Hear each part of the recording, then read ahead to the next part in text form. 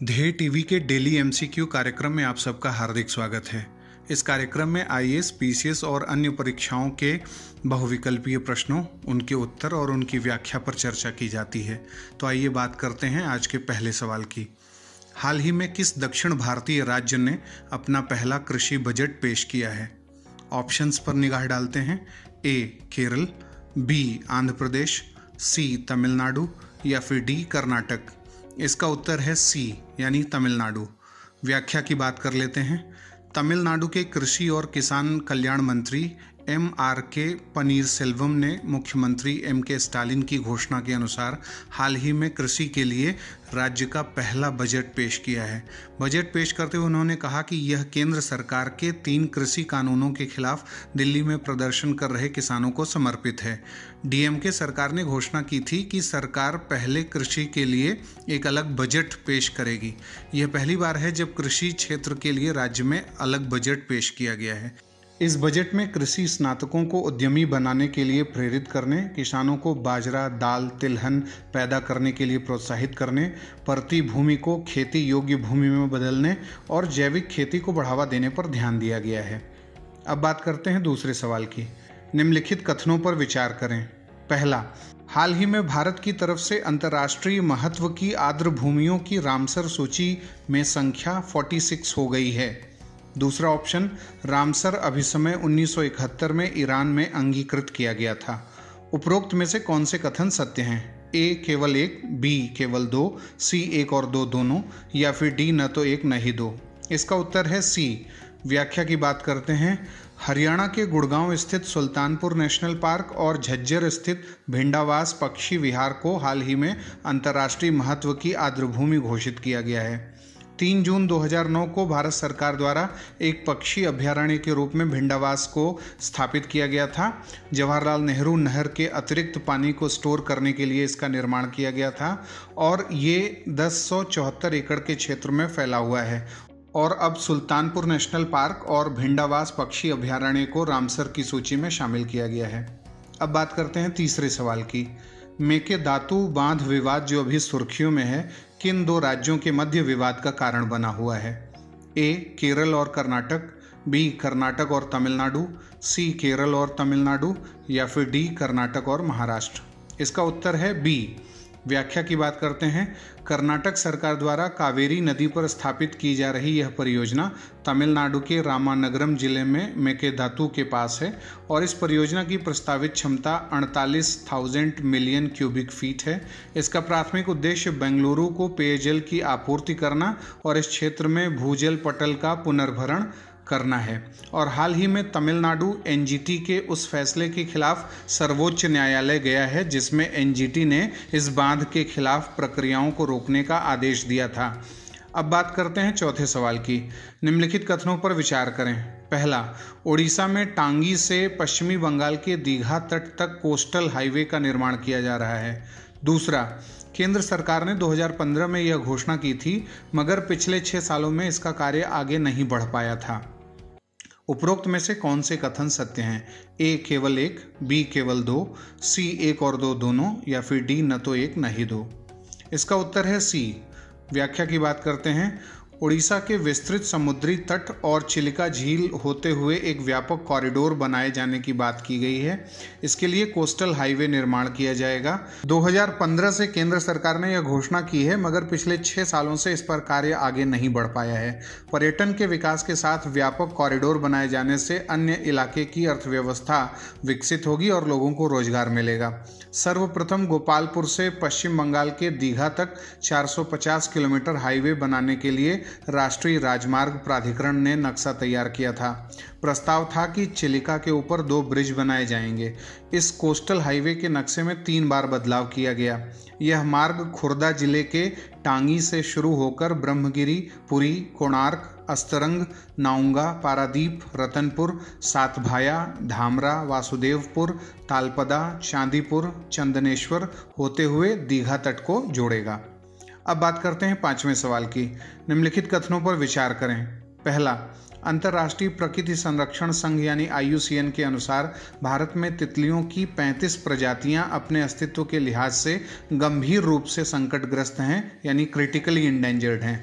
दूसरा option, IUCN ने भारत की तितलियों की 43 प्रजातियों को संकटग्रस्त यानी इंडेंजर्ड और 3 तितली प्रजातियों को न्यूनतम रूप से विचारणीय संकटग्रस्त यानी लीस्ट कंसर्न की श्रेणी में रखा है। उपरोक्त में से कौन से कथन सत्य हैं?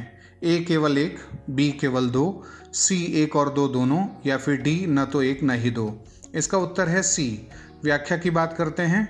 हाल ही में संसद में एक प्रश्न के उत्तर में पर्यावरण, वन और जलवायु परिवर्तन मंत्री ने तितलियों के संरक्षण पर महत्वपूर्ण जानकारी प्रदान करते हुए उपरोक्त तथ्यों को रखा है। पर्यावरण, वन और जलवायु परिवर्तन राज्य मंत्री ने लोकसभा में बताया है कि तितलियों की संख्या में सुधार के लिए राज्य सरकारों को तितली पार्कों की स्थापना के लिए वित्तीय सहायता प्रदान की जा रही है। कर्नाटक, हिमाचल प्रदेश, महाराष्ट्र के बाद मध्य प्रदेश के इंदौर और भोपाल जैसे शहरों में ऐसे पार्क बनाए गए हैं। भोपाल स्थित तितली पार्क में पहले ही साल तकरीबन 3 दर्जन तितलियों की प्रजातियां देखी गई हैं। इनमें common jezebel, gram blue, common banded awl, common evening brown, blue tiger, plain tiger, striped tiger, common Indian crow और कॉमन ग्रास येलो जैसी बटरफ्लाई की प्रजातियां शामिल हैं।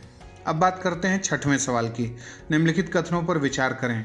पहला, सुप्रीम कोर्ट ने 21 अप्रैल 2021 को वन्यजीवों और पर्यावरण के लिए संभावित जोखिम पैदा करने वाले प्रत्यक्ष बुनियादी ढांचे के विकास में समन उपायों यानी मिटिगेशन मेजर्स को विवेकाधीन के बजाय अनिवार्य बना दिया है। दूसरा option, wild life protection society of India के नवीन आंकड़ों का संज्ञान लेते हुए सुप्रीम कोर्ट ने यह फैसला दिया है।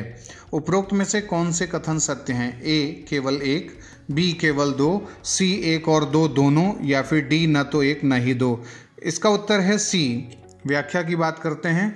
Wild life protection society of India के नवीनतम आंकड़ों के अनुसार साल 2018 में सड़क और रेल दुर्घटनाओं में 161 जंगली पशु मारे गए हैं। 3 दशकों में रेल दुर्घटनाओं में 200 हाथी मारे गए हैं, जिनमें 65 की जान बीते 3 साल में गई है। बिजली के तारों की चपेट में आकर भारत के सारस पक्षियों की 1% आबादी खत्म हो गई है।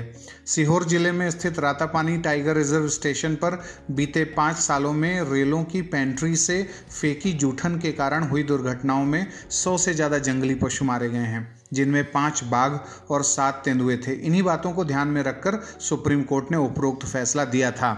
अब बात करते हैं 7वें सवाल की। निम्नलिखित कथनों पर विचार करें।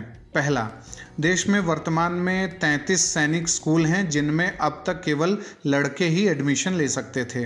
दूसरा, भारतीय प्रधानमंत्री द्वारा हाल ही में घोषणा की गई है कि देश की लड़कियां भी अब सैनिक स्कूल में प्रवेश कर सकेंगी। उपरोक्त में से कौन से कथन सत्य हैं? A केवल 1, B केवल 2, C 1 और 2 दोनों, या फिर D न तो 1 न ही 2। इसका उत्तर है C। व्याख्या देखते हैं। 15 अगस्त को भारतीय प्रधानमंत्री ने अपने भाषण में कहा है कि उन्हें लाखों बेटियों के संदेश मिलते थे कि वे सैनिक स्कूल में पढ़ना चाहती हैं। ऐसे में केंद्र सरकार ने मिजोरम के एक सैनिक स्कूल में पहले लड़कियों को एडमिशन देने का प्रयोग भी किया था। फिलहाल देश में 33 सैनिक स्कूल हैं जिनमें अब तक केवल लड़के एडमिशन ले सकते थे, लेकिन अब प्रधानमंत्री मोदी ने ऐलान किया है कि देश की बेटियां भी सैनिक स्कूल में प्रवेश कर सकेंगी। सैनिक स्कूल सोसाइटी द्वारा चलाए जाते हैं जो रक्षा मंत्रालय के प्रशासनिक नियंत्रण में है। सैनिक स्कूलों की स्थापना का उद्देश्य छात्रों को कम उम्र से भारतीय सशस्त्र बलों में प्रवेश के लिए तैयार करना है।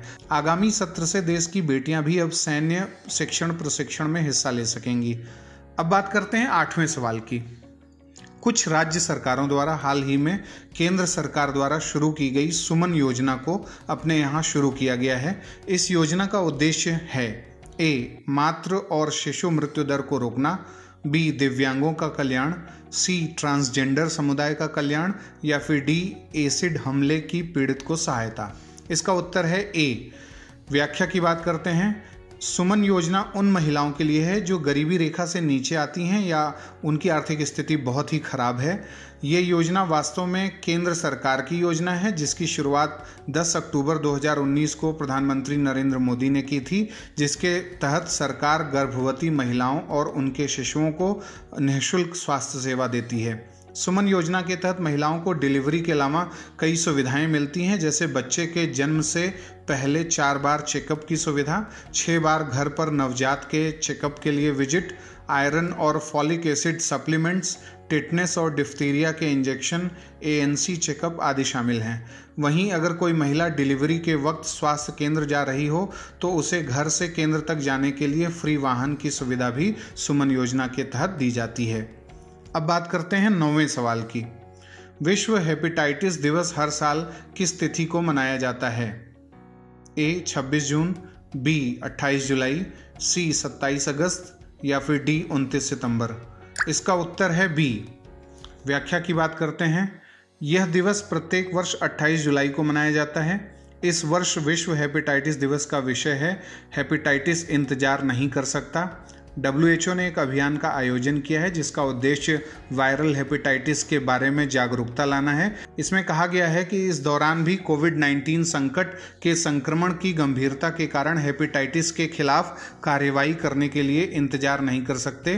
WHO ने देशों से 2030 तक वायरल हेपेटाइटिस को सार्वजनिक स्वास्थ्य खतरे के रूप में खत्म करने का आह्वान किया है। यह दिन 28 जुलाई को मनाया जाता है क्योंकि यह डॉक्टर बारूक ब्लमबर्ग का जन्मदिन है। नोबेल पुरस्कार विजेता वैज्ञानिक ने हेपेटाइटिस बी वायरस की खोज की थी और उन्होंने इसके लिए एक नैदानिक परीक्षण भी विकसित किया था। अब बात करते हैं आज के 10वें सवाल की। हाल ही में जारी की गई संयुक्त राष्ट्र रिपोर्ट के अनुसार अगले 15 वर्षों में युवा रोजगार आवश्यकताओं को पूरा करने के लिए कितने रोजगार यानी जॉब्स की जरूरत होगी? A 300 million, B 500 million, C 600 million या फिर D 800 मिलियन। इसका उत्तर है C। व्याख्या देखते हैं। संयुक्त राष्ट्र की नवीनतम रिपोर्ट के अनुसार वैश्विक स्तर पर युवाओं में बेरोजगारी 2023 तक 34.6% हो जाएगी और वर्ष 2021 में अनौपचारिक क्षेत्र यानी इनफॉर्मल सेक्टर में यूथ वर्क 96.8% भारत जैसे विकासशील देशों में था और विकसित देशों में 20% था। संयुक्त राष्ट्र की नवीनतम रिपोर्ट के अनुसार अगले 15 वर्षों में युवा रोजगार आवश्यकताओं को पूरा करने के लिए 600 मिलियन रोजगार की जरूरत होगी। तो ये था आज का हमारा डेली MCQ कार्यक्रम। अगले डेली MCQ प्रोग्राम के साथ पुनः हाजिर होंगे। तब तक के लिए नमस्कार।